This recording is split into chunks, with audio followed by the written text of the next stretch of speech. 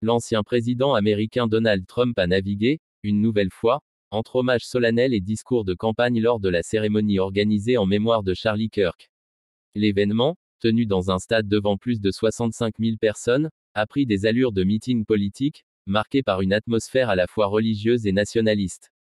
Trump est entré sur scène au son de God Bless the USA, l'hymne musical qui accompagne traditionnellement ces rassemblements électoraux.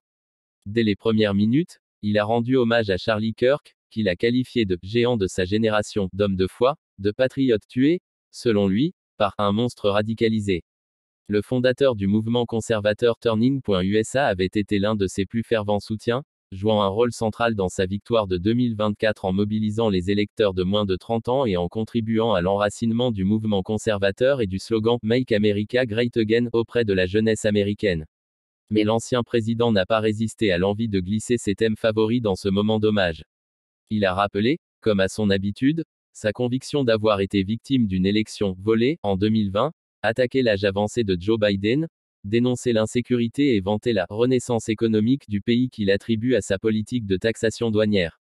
L'équilibre entre recueillement et politique a donné à la cérémonie une tonalité hybride, entre funérailles nationales et meeting électoral. L'autre moment marquant fut le discours d'Erika Kirk, la veuve de Charlie Kirk. En larmes, elle a déclaré publiquement pardonner l'assassin de son mari, un passage qui a bouleversé l'assistance et renforcé la dimension religieuse de la soirée.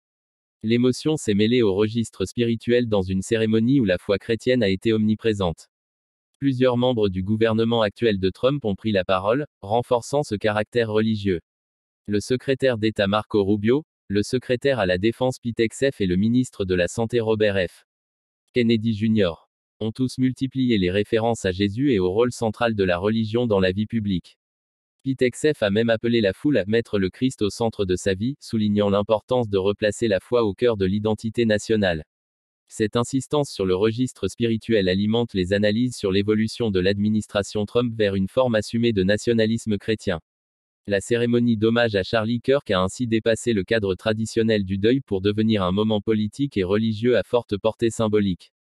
En liant la mémoire d'un militant conservateur à la fois charismatique et controversé à un discours de mobilisation politique et spirituelle, Donald Trump poursuit son entreprise de fusion entre mouvement MAGA, christianisme évangélique et nationalisme américain. Pour ses soutiens, l'événement a été un moment d'unité et de foi. Pour ses détracteurs, il s'agit d'un nouvel exemple de dérive idéologique vers une instrumentalisation de la religion à des fins politiques.